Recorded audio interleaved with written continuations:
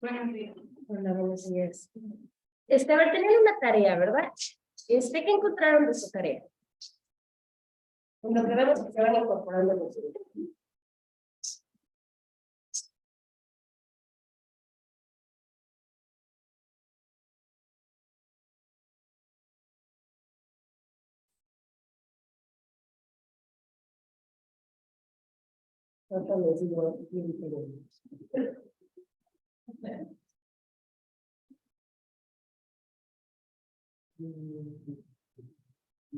Ok, Jessy no ha entrado, Dani no ha entrado.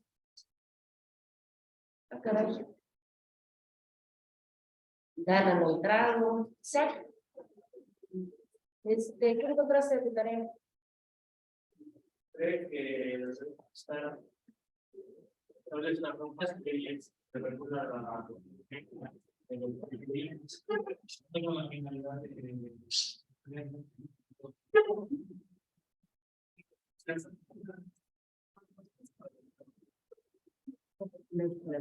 Ok, ¿de qué autores? A ver.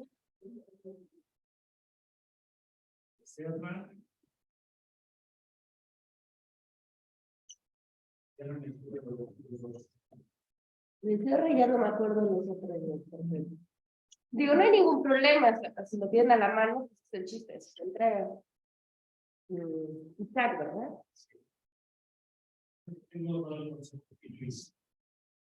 A la mano, ¿no? Claro. Dos, ¿verdad? Dos. Carmen, sí. Carmen, ¿está Carmen? Sí. Ok, Carmen, ¿qué encontraste? Bueno, yo encontré una de la carta, Sí, por favor. su libro de derecho financiero y menciona el derecho fiscal como tributario es el conjunto de los normas jurídicas que aplican a los tributos, el fiscal de los impuestos, derechos y contribuciones especiales, las relaciones legales que existen entre la jurisdicción y los particulares con motivo del nacimiento O cumplimiento, muy bien. De los que faltan, digo que ya entraron los demás, de los que faltan, ¿alguien quiere contribuir? Por favor, adelante.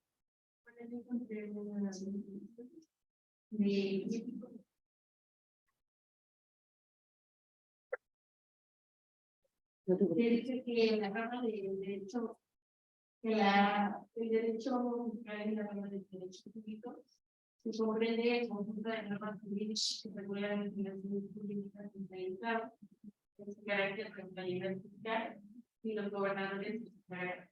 Ok, perfecto, muy bien. ¿Por acá alguien más? Bueno, al lado, aquí terminamos. Por favor. Entre el conjunto de normas que regula la recaudación, gestión, el control de los ingresos públicos de los estados y la implementación pública. Ok, autor. De parlamentario. Ok. Por acá, por favor. Sí, yo encontré la definición del autor de Garza y define cómo es el conjunto de normas críticas que se refieren al establecimiento de los tributos. Esto es a los impuestos, derechos y contribuciones oficiales, a las relaciones jurídicas que se establecen entre la administración y los particulares con motivo de su nacimiento, cumplimiento o incumplimiento, a los procedimientos oficiosos o de institutos que pudieran surgir y a las sanciones establecidas por su violación. Y bueno, usted que dijo que hicimos nuestro concepto y yo, bueno, en pocas palabras, lo que puse es que Es aquella obligación que tenemos para con el Estado, ya que debemos contribuir al gasto público de manera proporcional y tiene por objeto de estudio el ordenamiento jurídico que regula la actividad tributaria. Actividad tributaria, muy bien. Por allá tenemos una cuestión curiosa, porque no sé si alguien más lo encontró similar al derecho tributario. Bueno, aparte de su compañera. Le dijo fiscal o tributario, ¿no? Alguien más encontró algo parecido.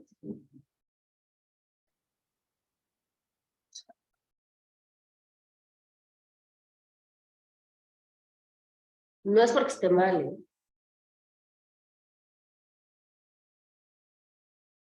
Es por una simple y sencilla razón. Generalmente suelen confundirse las ramas, o suelen ser muy parecidas, pero la realidad es que no.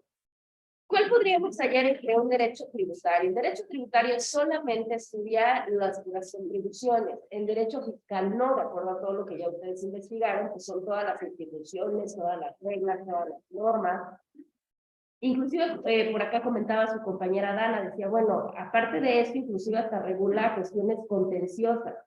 Derecho, ¿a qué se refiere cuestiones contenciosas? Yo ahora sí puedo que no les hable tan fuerte, pero mi garganta no da. ¿A qué se refiere el que sea contencioso? Por acá Dana, Carla. Ah, bueno, Jesús. Jesús, ¿sí me escuchas correctamente, Jesús? Sí, sí, profe, sí se escucha. Perfecto, gracias. ¿A qué se refiere contencioso? ¿Por acá ni idea? Derecho, no. Jessy, buenos días, ¿cómo estás? ¿Me escuchas? Buenos días, sí, profesora. Oye, Jessy, de pura casualidad, ¿tú recordarás a qué se refiere cuando hablamos del concepto contencioso? Cuando algo es contencioso.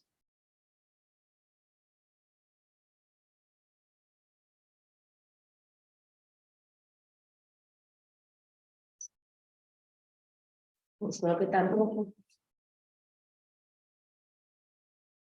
Bueno, contencioso tiene que ver cuando ya hay litis, cuando ya hay controversia. ¿Qué quiere decir? Que el derecho fiscal no solamente regula las relaciones que tenemos con el Estado con finalidad de contribución.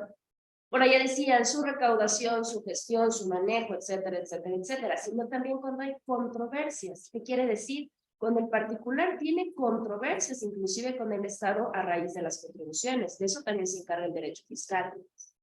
Algo que el derecho tributario no necesariamente. De hecho, el siguiente tema que vamos a ver, igual si llegamos ahorita porque es parte de su siguiente tarea, va a ser estas áreas o estas disciplinas relacionadas con el derecho fiscal que están tan relacionadas que inclusive pueden llegar a confundirse. Entre ellas, precisamente, está el derecho tributario. Entonces, sí separémoslo para que no tengamos ningún problema. Bueno. Después de que ya tenemos, de que todos ya tienen diferentes conceptos de diferentes autores, creo que la mayoría encontró el de la Garza, que es uno de los más comunes, por lo menos uno de los doctrinarios en derecho más populares dentro de la rama fiscal. Ya tenemos un concepto personal, obviamente vinculado, no sacado de la manga, sino obviamente con los tres conceptos previos que ustedes tienen.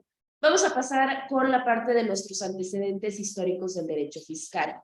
El hecho de que el derecho fiscal se separara del derecho financiero en algún momento, como ya lo comentamos, no quiere decir que sea nuevo, no quiere decir que el derecho fiscal apenas haya surgido en momentos muy actuales. No, tenemos vestigios muy anteriores que precisamente ya podríamos ver el surgimiento del derecho fiscal y ahorita vamos a ver cuáles. Vamos a ver los más relevantes, digo, también no nos vamos a sumergir porque no es parte de historia del derecho, no, o sea, vamos a ver como los antecedentes más básicos. Miren, acá tenemos, en el caso de toda la actividad, siempre, en todas las civilizaciones, en todas las culturas, en todos los países, siempre hemos podido ver jerarquías, siempre. Ustedes piensen en cualquiera en la que ustedes imaginen, y siempre va a haber jerarquías. ¿Sí? Estamos como que en el mismo orden de ideas. Y precisamente esas jerarquías se dividían en base a la fuerza. Siempre el más fuerte pues, era el que estaba como en las primeras bases, ¿no? En los primeros peldaños. Con el paso del tiempo, pues obviamente esto generó a que se empezaran a cobrar tributos, ¿no? Porque de hecho por eso se le da el nombre de tributario. a que se empezaran a cobrar tributos. Estos tributos en la antigüedad no eran otra cosa que ofrendas, ¿sí?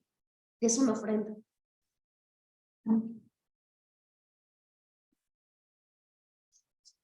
Algo que se ofrece, ¿no? Lo hacemos inclusive en nuestra cultura, es muy parte de esa situación. Ejemplo, tenemos la parte de octubre y noviembre donde se hacen ofrendas, no es una parte de una tradición. Pues precisamente desde la antigüedad se hacían ofrendas o se daban tributos, precisamente ¿con qué finalidad? Pues claramente con tener contentos, con tener felices, con disfrutar de alguna manera de lo que daban o de lo que tenían los más fuertes, ¿sí? Porque ellos tenían todo, bueno. ¿Y por qué los más fuertes eran a los que se quería tener contentos y felices? Pues porque precisamente ellos eran los que imponían su voluntad ante todos los demás. Y eso lo podemos pensar en cualquier cultura o en cualquier civilización del mundo o propiamente en nuestro país. La primera situación o el primer antecedente que tenemos, antecedente histórico del derecho fiscal, es que sí empezamos a ver una relación tributaria en la antigüedad en los egipcios. De hecho, ahí tenemos la primera cuna, como de muchas otras cosas, en la cultura egipcia. ¿Por qué con los egipcios? Porque precisamente ellos ya tenían un sistema recaudatorio, un sistema de recaudación ya sumamente manejado, ya trabajado. ¿Qué quiere decir esto? Que ya tenían un sistema. ¿Qué quiere decir? ¿Quién cobra? ¿Cuánto cobra? ¿Cómo los cobra? ¿A quién se los cobra? ¿Y para quién siempre? ¿No? Ya tenemos una parte de un sistema. ¿Podemos abrir, por favor? ¿Sí alcanzas?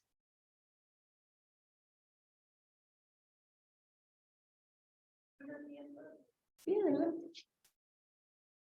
Los que no estuvieron ayer, les recuerdo, por favor, clase de 1:30 tenemos 10 minutos de tolerancia, clase de 1 hora tenemos 5 minutos de tolerancia, por favor, ¿sí? Y cuando lleguen, ya lo comentamos el día de ayer, repetimos reglas, ingreso de manera normal dentro de ese tiempo de tolerancia, por favor, ¿sí? Bueno, ahora, decíamos, teníamos un sistema ya sumamente establecido, estructurado, ya lo teníamos completamente manejado dentro de la cultura egipcia.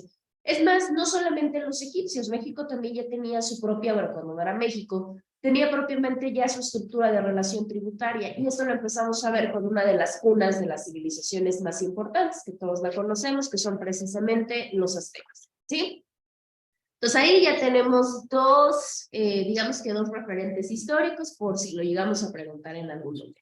Bueno, si se dan cuenta, esta la vamos a aperturar del otro lado porque ya tuvimos un problema, un poquito de problema con la vista, ¿no? Sobre todo los que están hasta allá atrás. A ver, se los amplío y ustedes me dicen a dónde más o menos ya se puede apreciar.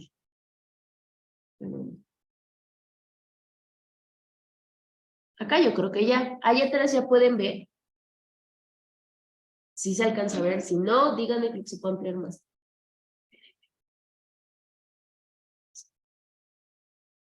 Ahí tenemos, creo.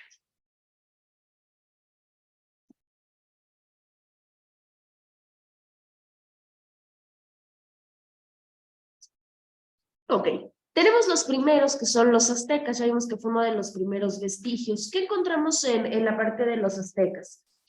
Por lo menos para nuestro país es el antecedente más directo o el antecedente más antiguo que tenemos en cuanto a la parte... Adelante. Ah, cierto, y ella detrás. A ver.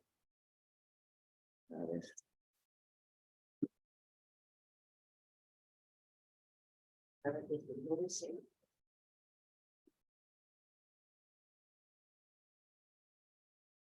Ahí, ¿ya se alcanza a ver? Sí, ok, bueno, es que yo no, si no, es que no lo hago aquí por ahí. Bueno, decíamos la parte de los aztecas. En el caso de los aztecas es el antecedente más directo, el antecedente más próximo que tenemos en cuanto a la parte de tributos en nuestro país. ¿Dónde podemos encontrar los primeros vestigios? Bueno, los podemos encontrar en los códices aztecas. Sí, ahí podemos visualizarlo. ¿Por qué los códices aztecas? Pues porque ahí se veía cómo se obligaba precisamente a los súbditos a otorgar ofrendas, ¿no? O sea, lo mismo, a tributar. ¿Esto para qué o a quién se hacía? Se hacía al rey para obtener beneficios. Estos beneficios pues eran para la comunidad. ¿Por qué como por los aztecas? Digo, que alguien, bueno, digo, esto es cultura general, no nada más de derecho, que bueno, debería de ser, porque ustedes ya llevaron la historia del derecho. Pero en general, ¿qué sabemos de los aztecas? O si yo les digo aztecas, ¿qué es lo primerito que se les ocurre? El calendario, pues sí, claro, ¿no? Brillantes en la astrología. Pero aparte, ¿qué más saben de ellos? Porque digo, ¿no? ¿Quién les pregunta? Si no, pues ¿quién sabe?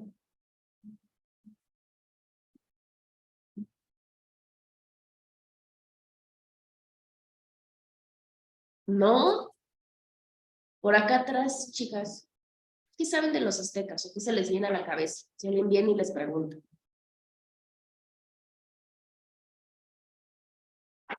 Adelante. Que hacían sacrificios, claro. Ahí tenemos una de las cosas bien importantes. Los aztecas eran sanguinarios. Eso era, digo, prácticamente un hecho.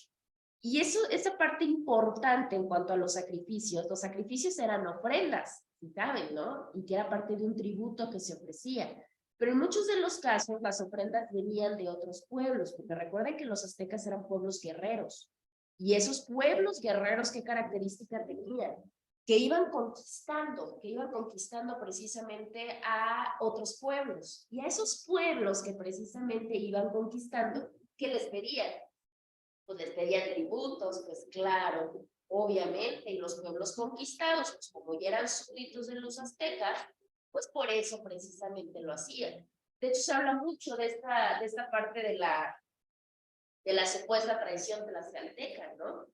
Bueno, pero la traición tlaxcalteca también no fue de gratis, ¿eh? O sea, también los aztecas tenían varias cosas curiosas que siempre hemos tenido como país al final de cuentas. Fue parte de un cansancio y un hartazgo no solamente de los tlaxcaltecas, sino de algunas otras culturas más, que estaban cansadas precisamente de estar rindiendo tributos, de estar dando ofrendas, de estar siendo súbditos de este pueblo, que era el fuerte, porque era obviamente el que gobernaba.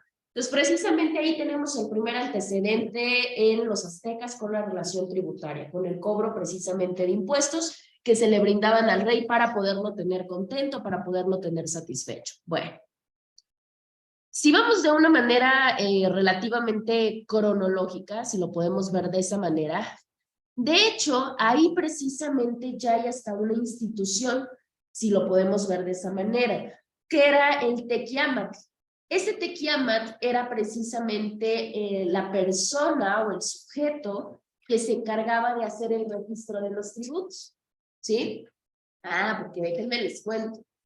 Los aztecas precisamente tenían la cualidad de ser sujetos muy organizados y ellos tenían aliados, así como conquistaban y tenían súbditos, también tenían aliados. Y resulta que los aliados hacían una distribución de impuestos. Ejemplo, el 50% para mí, el 30% para ti y el 20% para ti. Así lo distribuían. Y precisamente, bueno, la parte de los tequiamat, esos son los encargados de hacer la parte del registro de los tributos. Ellos llevaban toda la parte del conteo. En ese momento, pues si nos damos cuenta, como resulta ser tan prolífica la recaudación de impuestos, resulta ser tan benévola y resulta ser una institución importante para el Imperio Azteca, empiezan ya a generar nombramientos de una figura importante que son los calpixis. Los calpisquis son los primeros encargados de la recaudación de tributos, ¿sí? Algo así como el actual Servicio de Administración Tributaria. En ese momento ya se tenían precisamente instituciones que se encargaban de la recaudación, que se encargaban del cobro de los impuestos. Entonces imagínense, tanto tiempo atrás y ya se hablaba de un antecedente tributario. Por eso no podemos decir que el derecho fiscal es nuevo, ¿no? Porque las reglas del juego ya estaban escritas desde hace muchísimo tiempo, ¿sí? Por lo menos así lo podemos ver en los aztecas.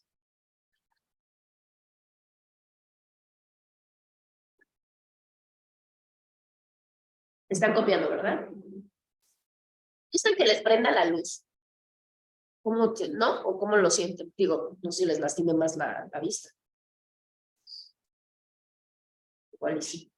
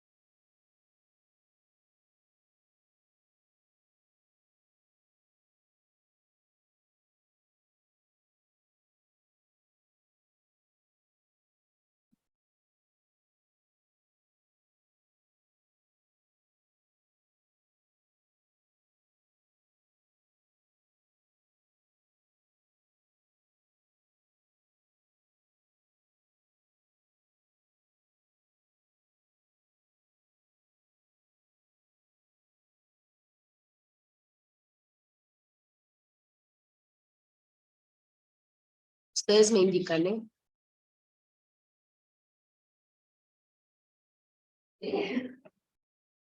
Interrumpe cuando apuntes. Ay, Dios mío. Nada más porque no estuvo ayer en las reglas. ¿Vale? Nada más porque no estuviste presente ayer en las reglas. Sí, perdón. Ay, que te diga Dana y Carla, por favor.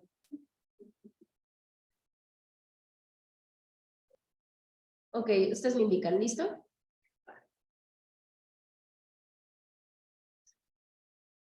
Posteriormente a eso, bueno, ya que pasamos la cuestión de nuestra época antigua, ¿no? Ya que tenemos esta parte con los aztecas, viene precisamente otra época o viene otro momento precisamente en el cual se habla de la cuestión colonial. Déjenme se los acomodo para que lo puedan visualizar bien. Ahorita se los para que vean dónde está. Ahí está, ¿sale? Empieza la parte de nuestra etapa colonial. ¿Qué momento es la etapa colonial? ¿Se acordarán? Más o menos, digo, no los años específicos tampoco.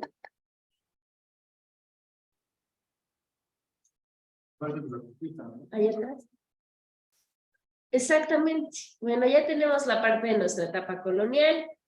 Históricamente sabemos dónde nos encontramos y precisamente después de que viene la conquista, sabemos que ya tenemos una cuestión monárquica, donde volvemos a lo mismo. Tenemos una estructura jerárquica, tenemos niveles, desafortunadamente. Y bueno, después de la conquista, la parte de la monarquía, claramente de España, no estaba contenta, no estaba conforme con lo que decían los códices aztecas, pues por obviedad de razones. Y precisamente ellos empiezan a modificar el sistema o empiezan a modificar la forma de cómo se hace la recaudación. Y no solamente cómo se hace, fíjense, sino inclusive la forma de cómo nacen o a raíz de qué se van a cobrar los impuestos. Sí, ahí tenemos el primer problema. La naturaleza de los tributos, porque obviamente sabemos que antes los tributos que manejaban los aztecas, pues obviamente eran distintos, no eran como más básicos. Ellos empiezan a generar el cambio de flores y el cambio de animales por joyas o por alimentos, que era algo que el pueblo azteca pues tenía en abundancia. Y precisamente se empieza a hacer o se empieza a hacer la modificación de que inclusive los impuestos se pueden pagar por o a través de trabajo físico. ¿Sí? Digo, algo muy civil, o sea, muchas cuestiones de esclavitud, ¿no? Pero bueno, pues al final de cuentas, si tú no tienes flores, si tú no tienes animales, si tú no tienes joyas, si tú no tienes alimentos, puedes pagarlo con trabajo físico. Y eso fue lo que empezaron a imponer la parte de la corte española. Bueno. ¿Para qué los querían o para qué querían ese trabajo físico como pago de tributo? Ah, pues muy sencillo, pues lo querían para que, en este caso los que estaban tributando, contribuyeran al trabajo en la agricultura y en la minería. Sí, claro, imagínense, tenían mano de obra gratuita, ¿no? O sea, aparte de, digo, no nos vamos a meter en qué tan justo o injusto era, pero bueno, era la forma de cómo lo llegó a manejar la corte española. ¿Están copiando algo de ahí? Sí, adelante.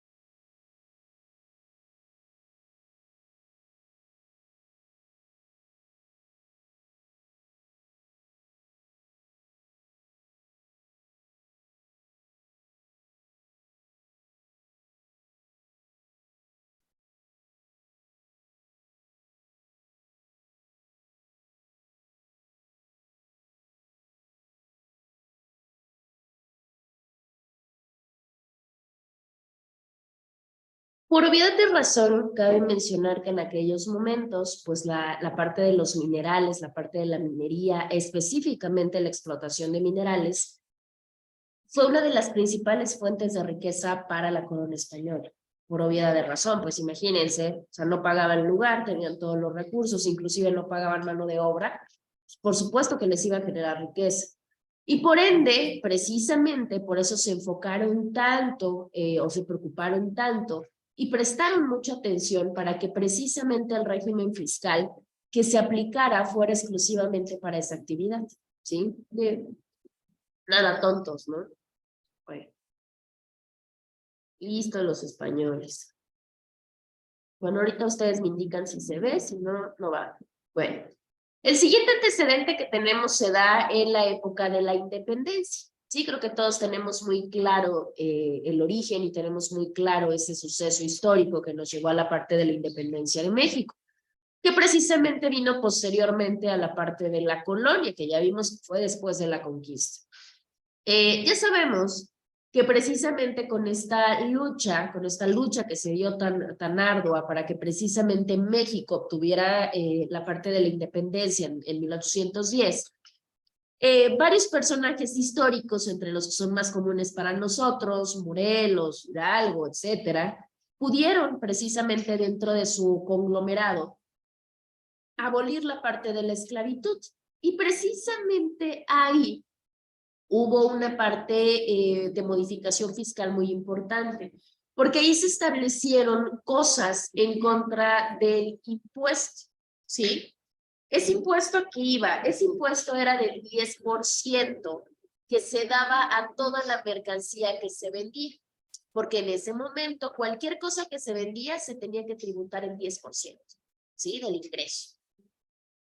Esto claramente pues mermaba mucho a los mexicanos, ¿no? Porque pues imagínense, si estaban ya en la Nueva España, sí, pero al final de cuentas imagínense, mucho que se esforzaban para poder vender algún producto y como para tener que dejar pues el 10%, ¿no? Y que aparte la cuestión económica para los mexicanos de aquel momento pues no era como tan benéfica. Y precisamente se manifestaron en contra de ese tipo de impuestos, para que no el hecho de vender no tuvieras que dar precisamente esa cantidad de dinero como impuesto. Aparte de todo, se manifestaron en contra de otro impuesto que existía en aquel momento, no sé si ustedes sepan, que se cobraba precisamente un impuesto de manera directa por el tránsito que había tanto en caminos como en puentes, ¿sí? Ahí se tenía. En ese caso, bueno, ya cuando se da la parte de la independencia, ¿México qué hace? Bueno, México entonces empieza a generar y empieza a hacer una tabulación, una tabla, precisamente de aranceles que iban dirigidos específicamente para el gobierno y que iban dirigidos pues a todas las aduanas que tenía el país, específicamente pues aduanas marítimas, porque sabemos que mucha mercancía tanto entraba como salía de nuestro país pues a través de estos canales marítimos. Se modifica inclusive el pago que había o el pago de derechos que había sobre el vino y aguardiente. En la Nueva España, ya eran consumidores, ¿no? De ciertas bebidas embriagantes, de ciertas bebidas alcohólicas, pero resulta que el consumo también generaba precisamente un arancel, generaba un pago, un tributo que se tenía que realizar. Bueno, pues se hace la modificación del pago. Cabe mencionar que no se quita, o sea, no se elimina el impuesto que había sobre los derechos de vino y aguardiente, pero sí se hace la modificación, se hace como una reestructura. Igualmente, acá ya hay una sanción por parte de los o para los extranjeros que quisieran extraer capitales de nuestro país, ¿sí?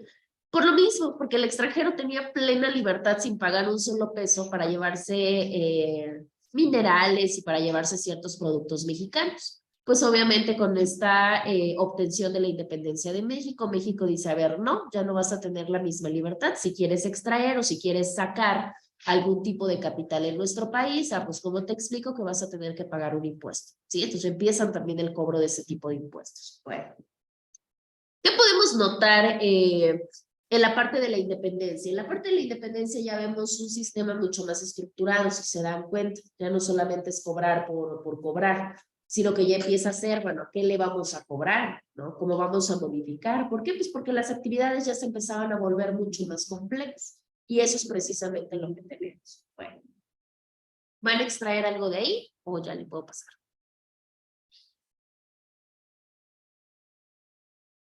¿No? Bueno.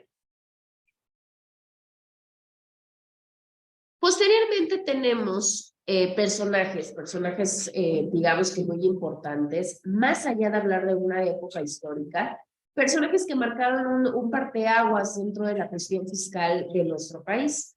Y específicamente tenemos a este personaje que es Antonio López de Santa Anna. ¿Saben algo de este personaje?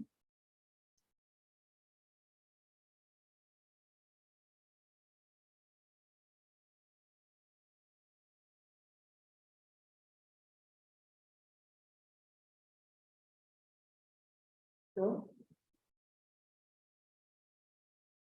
Porque ya les pregunté mucho a ustedes y a los de Sultan. Jessy, Jesús, Mariana, ¿recordarán o sabrán algo de quién fue Antonio López de Santa Anna?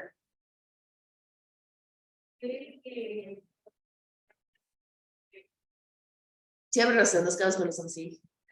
Sí, pues es parte, ¿no? ¿Qué más sabemos de él? Lo que más recordamos. Digo, aparte de ciertos sucesos que...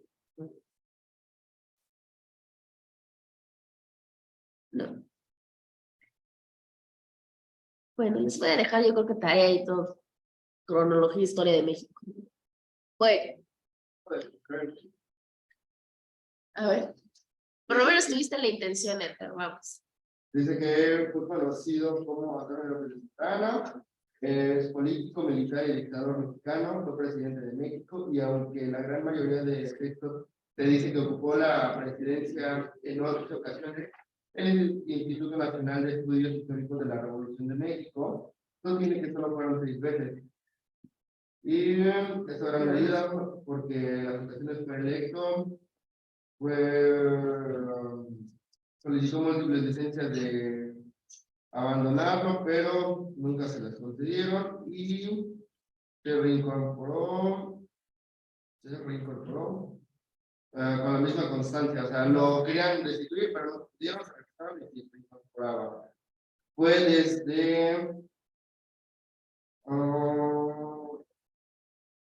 desde el 83 hasta, dice, 76, creo. Ok.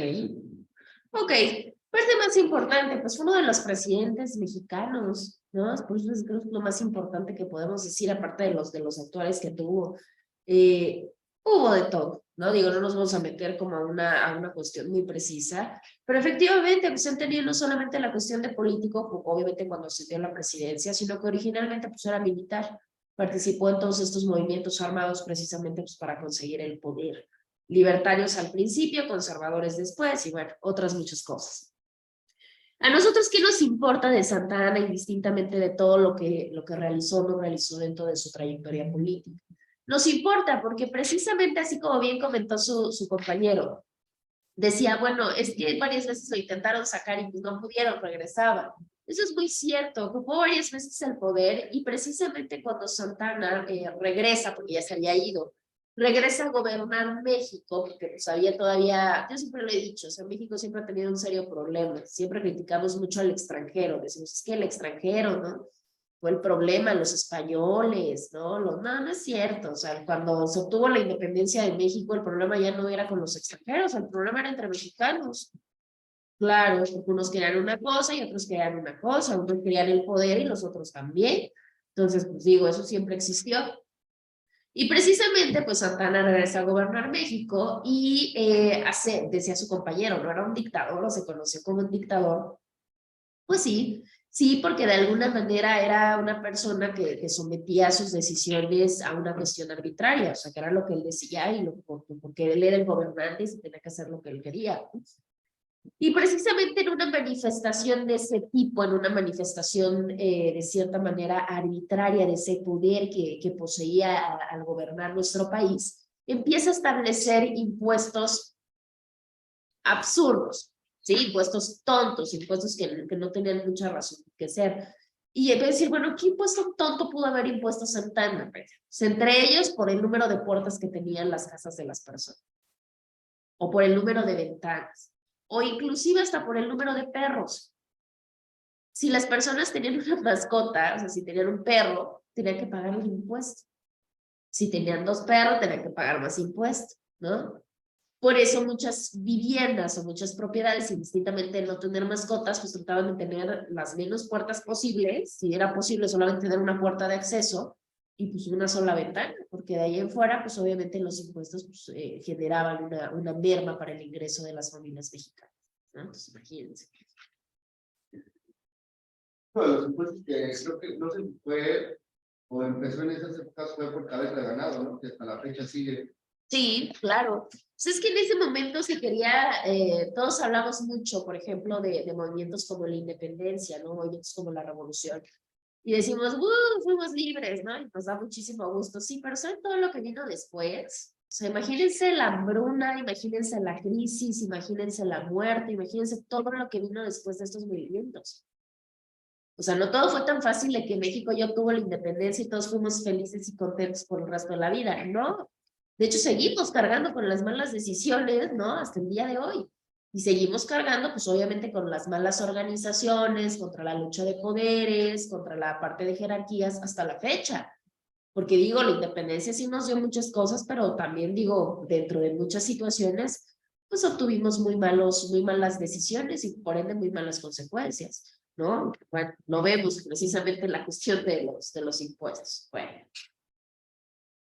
Entonces, ya vemos de que hay de tributos a tributos, algunos tributos más obvios que otros. En el caso de los de Santana, pues, vemos que desafortunadamente fueron muy tontos, pero sin en cambio era algo que se cobraba. Y precisamente el pueblo, imagínense que ahorita lleguen y nos digan, pues, ¿qué creen? Les vamos a cobrar por cada perro que tengan, por cada ventana y por cada puerta. Sí, ¿no? Por obviedades razones. Había un descontento porque durante ese periodo, pues sí había muchos abusos, o sea, sí había mucho abuso del poder, ¿no? Y precisamente, pues ahí que se empieza a realizar, pues empiezan a hacer estas manifestaciones del pueblo contra este gobierno, ¿no? Contra el gobierno de Santana.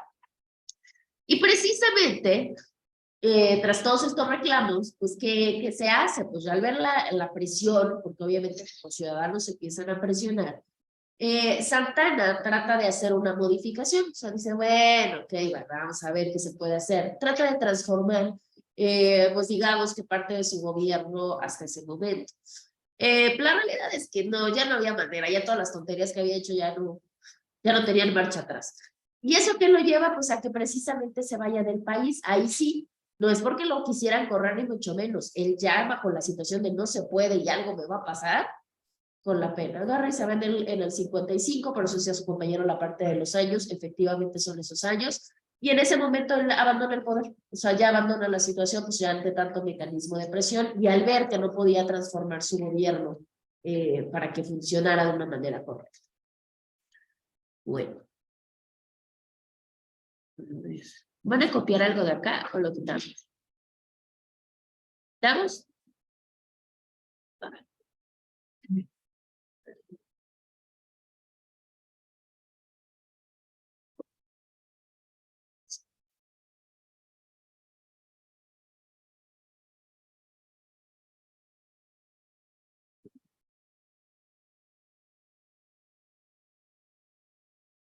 Posteriormente llega otro personaje también muy conocido para todos nosotros, que es Benito Juárez. ¿Qué es Benito Juárez? Igual si ya estamos más para acá.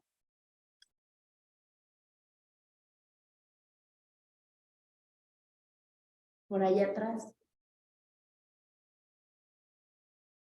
O por hasta allá atrás. Digo, porque por acá ya los escuché, por acá ya los escuché, por acá ya los escuché, por allá también. Por allá atrás, por acá adelante. ¿Quién es Benito Juárez? Bueno, ¿quién fue?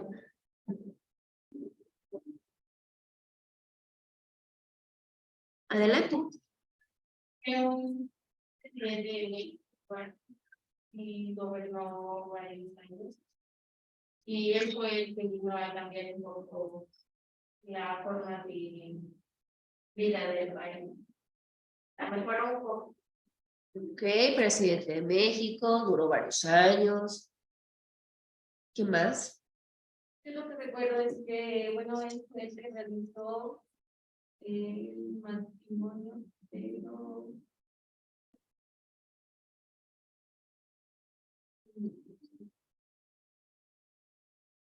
bueno, el que se ve, no es por parte de la iglesia, sino Sí, Ajá, sí. ajá, civil. ok, sí, él contribuyó para varias reformas, modificaciones de la codificación civil, eso sí fue cierto. No, pues, me acuerdo que era presidente y estaba abogado. Ah, claro, Ahí. obvio. Por ahí atrás.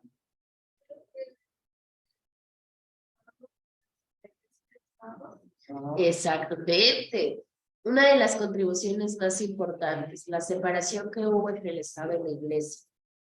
Y puede parecer para nosotros un poquito absurdo, ¿no? Pero la realidad es que fue una de las cosas más importantes, porque hasta ese momento siempre la Iglesia estaba pegada con el Estado, siempre. Decisión que tomaba el Estado estaba pegada con la Iglesia, inclusive hasta constitucionalmente lo vimos, siempre la única religión permitida era la católica. Ya para ese momento ya se empieza con la libertad de creer, ¿no? Entonces algo de lo que podemos disfrutar hoy en día, porque pues imagínense que a todos nos obligaran, ¿no? A forzosamente predicar, ¿no? Forzosamente a pertenecer a un credo, no sería como algo grato. Bueno, pues precisamente Benito Juárez hizo varias contribuciones a comparación de Santana. Benito Juárez fue liberal, ¿no? Obviamente estaba con todas estas ideas modificadoras, con toda esta situación distinta a lo que quería la mafia del poder, ¿no? Bueno. Profesora, incluso su icónica frase, ¿no? Jessy, no te escuché bien. Ah, incluso su icónica frase del respeto al derecho ajeno hace la paz. Efectivamente, ¿no? Una de las frases más populares y más icónicas a nivel mundial. El derecho, y de hecho es completa, ¿no? El derecho entre las naciones y entre los humanos al derecho ajeno es la paz, efectivamente. Y hasta la fecha, pues todavía la tenemos, ¿no? Es parte de una predicación que se ha hecho para mantener precisamente el orden social, y muy cierto y bueno, muy completo. Por acá alguien me comentó algo. Pues si no lo estoy confundiendo, creo que él empezó con eso porque pertenecía a los masones, ¿no? Dicen que él estaba dentro de la masonería. Pues muy probablemente. Pues, bueno, yo sé que sí, porque conozco un grupo de masones en reloj, Estados Unidos, y hacen sus festejos cuando es el natalicio de Benito Juárez en la escultura de él y van todos con sus delantales. Ajá. Ay, miren, qué interesante. Entonces, yo creo que pues, sí, sí, perdón. Sí, yo creo que sí.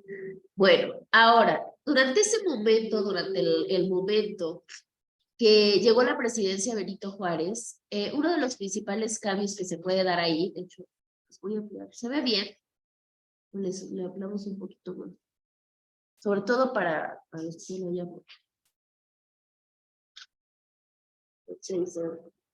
Bueno, si no me aviso.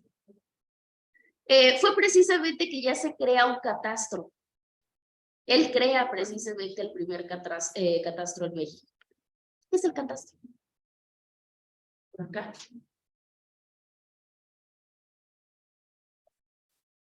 El 14 era los terrenos de los casas. Exactamente, ¿no? Ya un registro, exacto, un registro precisamente ya de bienes, donde ya se puede, tú puedes incorporar tu bien y bueno, se puede quedar ahí registrado.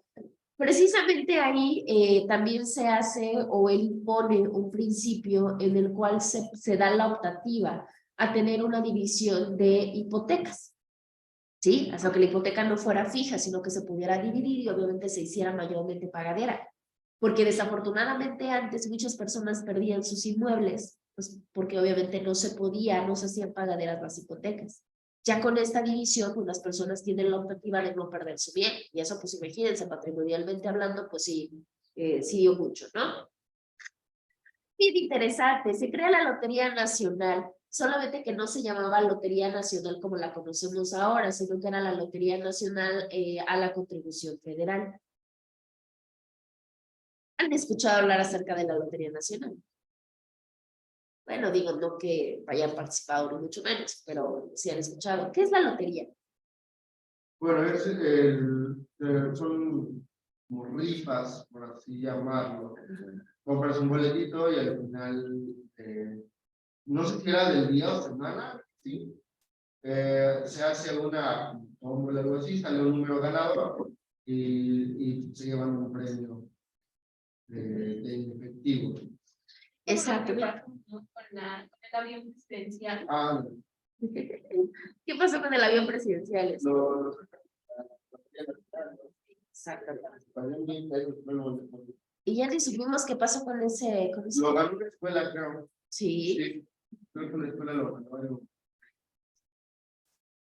Bueno, sí, efectivamente la Lotería Nacional desde ese momento y hasta la fecha se pensaba que era una institución privada, pero no, la Lotería Nacional es una institución pública, obviamente que regula la parte de los sorteos, efectivamente lo que se genera, de hecho, es Lotería Nacional para la Beneficencia Pública, que quiere decir que todo lo obtenido se da precisamente para la beneficencia.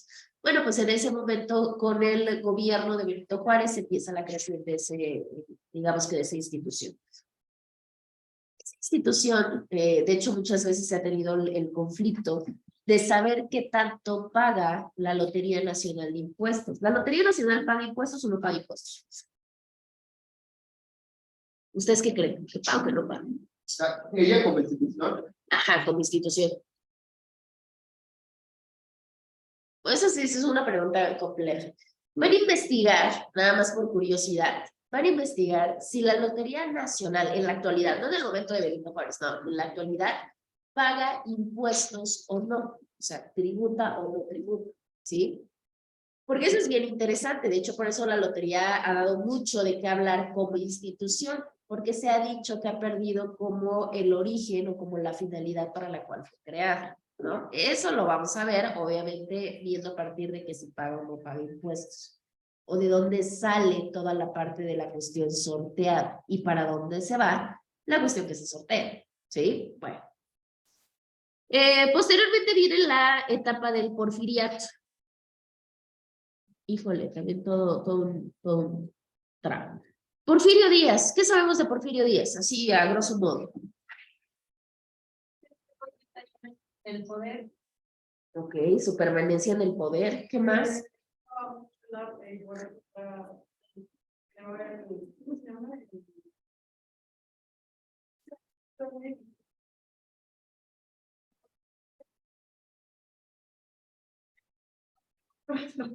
Ok, ok, sabedor, bueno, ¿no? Por eso. También tenemos vías ferroviarias. Vías ferroviarias, sí, claro. Muchas donde dirigían a los lugares donde eran sus novias, claro. Sí, para tener mayor acceso, como no. Pero bueno, las gozaron los ciudadanos también. ¿Qué más?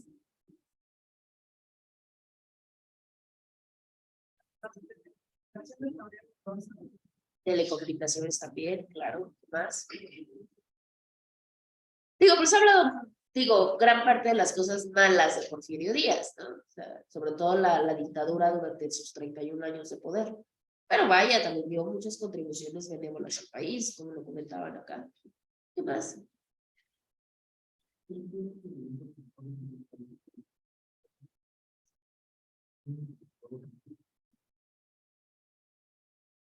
Ok, después del feedback. Es que no recuerdo si fue él, pero ya se podían pagar los impuestos también por medio de arte. Él dio optativas para poder contribuir a los impuestos, sí. De hecho, hay un museo, ¿no? Donde están todas las obras de arte que... Muchas están en Europa. Sí, era en ese sentido como, bueno, por lo mismo de que era, digamos que amante de todo lo que tenía que ver con la cultura europea. Bueno, malinchista, ¿no? Hasta cierto punto, pero pues, le gustaba y era su situación, porque muchas obras y muchas propiedades y pertenencias se encuentran allá. ¿Qué más, nada más? Por allá, por allá, por allá. ¿No? Bueno, a nosotros lo que nos importa es la cuestión de las finanzas. Resulta que sí, efectivamente tuvo varias contribuciones, pero las finanzas mexicanas empezaron a tener un serio problema. ¿Por qué un serio problema? Porque precisamente había malos manejos, no directamente pasa como en todos los gobiernos, no directamente por el presidente, ¿no? Sino por la generalidad de la administración pública. O sea, toda la administración pública en la general hacía diferentes y en gran parte malos manejos, y precisamente eso generó al país pues que tuviéramos unas finanzas insanas, unas finanzas malas. Y precisamente entre esos cambios que se pudieron dar en el momento que estuvo en el gobierno, que estuvo en el poder Porfirio Díaz, es que se duplica el impuesto que había al timbre. ¿Qué era el timbre? Bueno, sí, ¿qué es el timbre?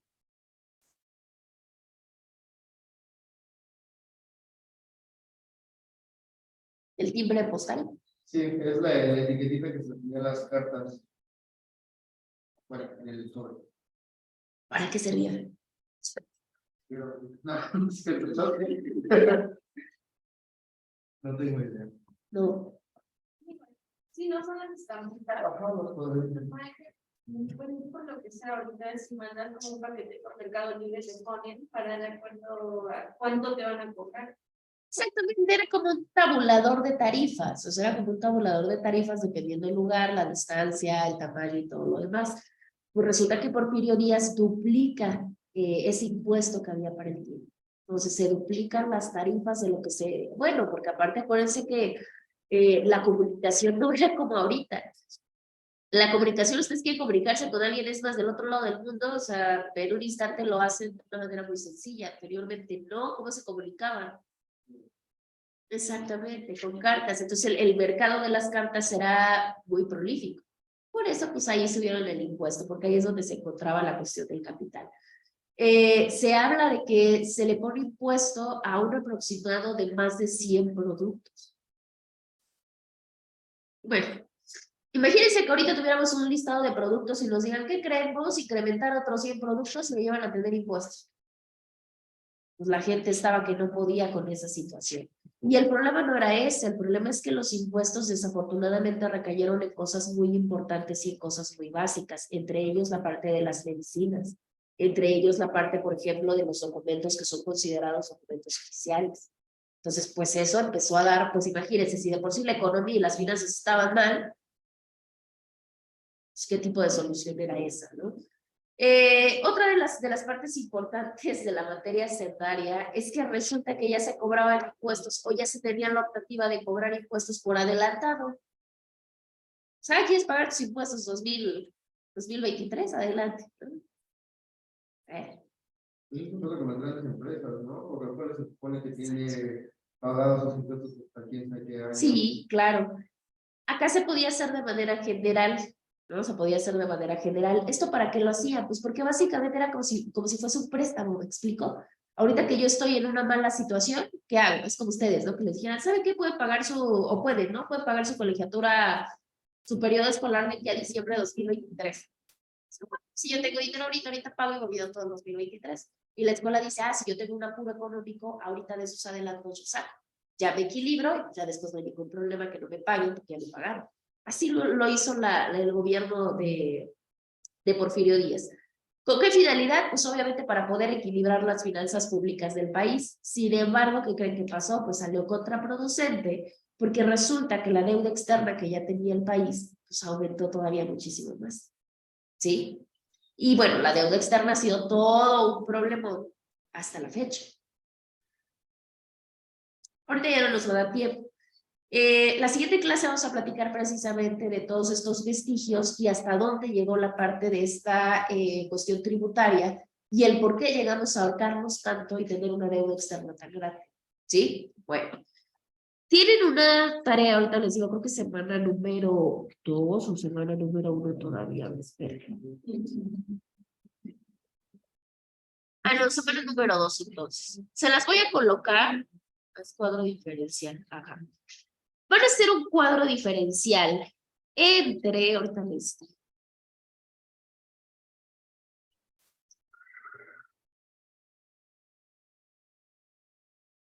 Derecho fiscal.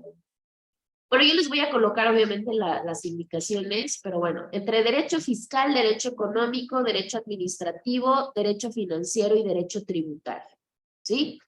Van a ser esas 5 comparativas de las ramas. Muy sencillo, buscan, a ver, derecho fiscal ya sabemos qué es, derecho financiero ya sabemos qué es, o sea, nada más las otras 3.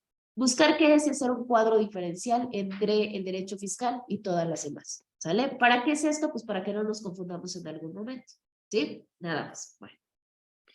Lo pueden hacer en cualquier herramienta que ustedes quieran, no hay ningún problema. Si quieren utilizar Canva, si quieren utilizar Geniali, si quieren utilizar Point, si quieren utilizar el programa que ustedes quieran, no hay ningún problema, ¿sí? Solamente lo cargan a la plataforma para que lo puedan compartir acá. El día lunes, ¿cuándo es clase? El lunes, que tenemos clase. Yo les comento, si alguien quiere participar de manera voluntaria, adelante. Yo les proyecto su cuadro diferencial y nos explican un poquito de qué encontrar. ¿Sale? Bueno, ¿hasta acá tienen alguna duda o pregunta? ¿No? Perfecto. Entonces yo les coloco las indicaciones, no se preocupen. ¿Sale? Bueno, pues si no tenemos dudas o preguntas, pues cuídense mucho y nos vemos el día lunes. Por allá, Jessy, Jesús, ¿alguna duda? No, profesora, ninguna. Perfecto, pues cuídense mucho. Gracias, profesora. Hasta luego. Sí, Jessy, cuídense.